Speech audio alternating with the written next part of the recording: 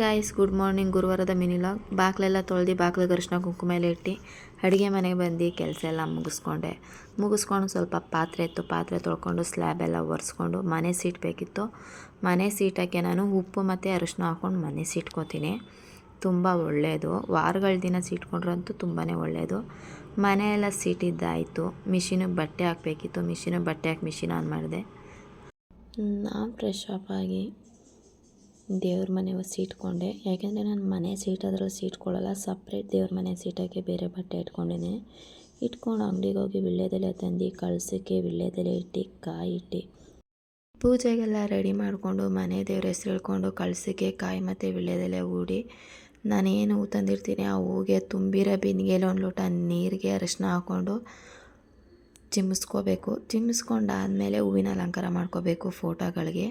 ಯಾಕೆಂದರೆ ಅಂಟು ಮುಂಟು ಅದಿರೋರೆಲ್ಲ ಹೂಗಳನ್ನ ಕಟ್ಟಿರ್ತಾರೆ. ಹಾಗೆ ತಂದು ಹೂ ಮಾಡಿಸೋದ್ರಿಂದ ನಮಗೆ ದೋಷ ಜಾಸ್ತಿ.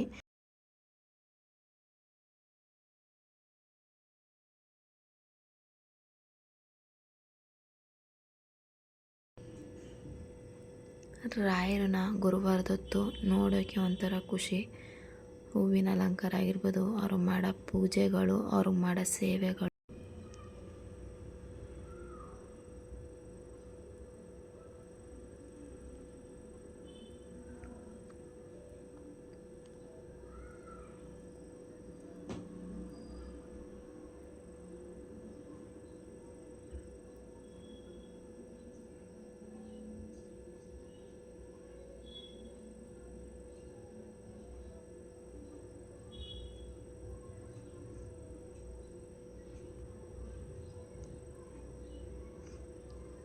ತುಪ್ಪದ ಆರತಿ ಬೆಳಗ್ಗೆಯಿಂದ ತುಂಬ ಒಳ್ಳೆಯದಾಗುತ್ತೆ.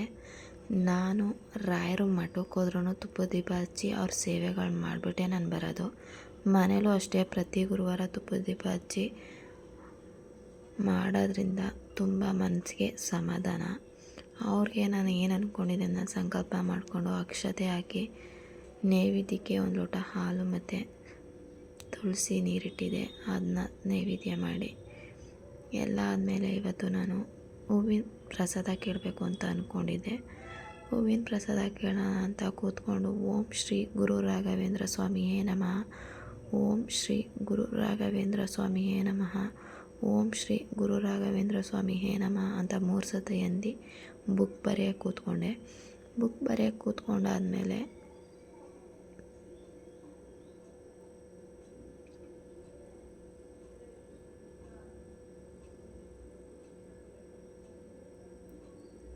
ಆಮೇಲೆ ಅವರು ನನಗೆ ಯೋಚನೆ ಮಾಡಿ ಪ್ರಸಾದ ಕೊಟ್ಟರು.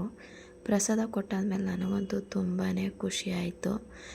ನಿಮಗೆ ನನ್ನ ವಿಡಿಯೋ ಇಷ್ಟ ಆಗಿದರೆ ಲೈಕ್ ಮತ್ತು ಶೇರ್ ಮಾಡಿ ಗಾಯ್ಸ್. ಇದೇ ಥರ ಸಪೋರ್ಟ್ ಮಾಡಿ.